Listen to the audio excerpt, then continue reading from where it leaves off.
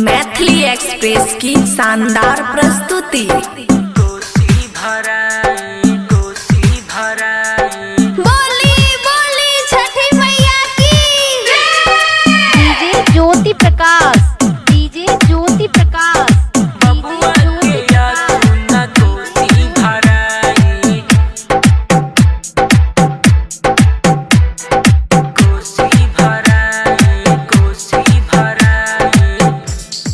Khushi recording studio Baluaha.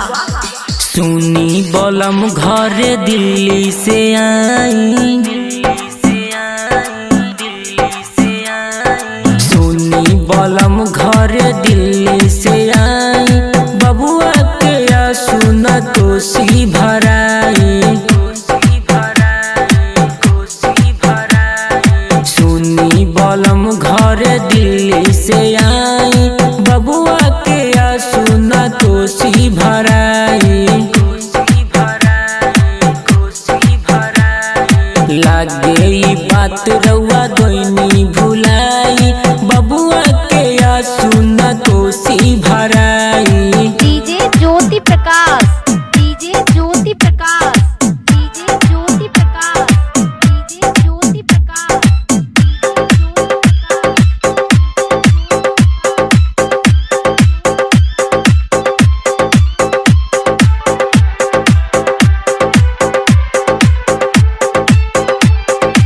Mix by Taj Tanha. बबुआ के या सुना कोसी भराई, कोसी भराई, कोसी भराई। आइबू न केकरा से उखिया मंगाइबू, कैसे के हम छठ पर्व मनाइबू। आइबू न केकरा से उखिया मंगाइबू, कैसे के हम छठ पर्व मनाइबू। माथे पे दौरा के घाट ले जाई, माथे पे दौरा के घाट ले जाई।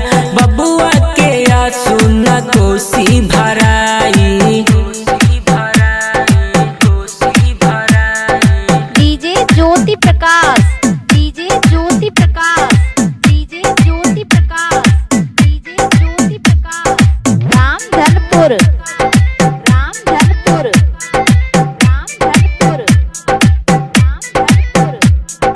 बबुआ के या सुना कोसी भराई, कोसी भराई, कोसी भराई। बबुआ के या सुना कोसी भराई। खुशी रिकॉर्डिंग स्टूडियो बलुआहा। देवरा हमर एको कहल न करे, छठनियारा गइल जू मोरा डरे। देवरा हमर एको कहल न करे, छठनियारा गइल जू मोरा डरे। श्यामलाल सजन हाल टिकट कराई, श्यामताज हाल टिकट कराई। बबुआ के या सुना कोसी भराई, सुनी बलम घर दिल्ली से आई। बबुआ के या सुना कोसी भराई, लागे ई बात रउआ दोइनी भुलाई। बबुआ के या सुना कोसी भराई, खुशी रिकॉर्डिंग स्टूडियो बलुआहा।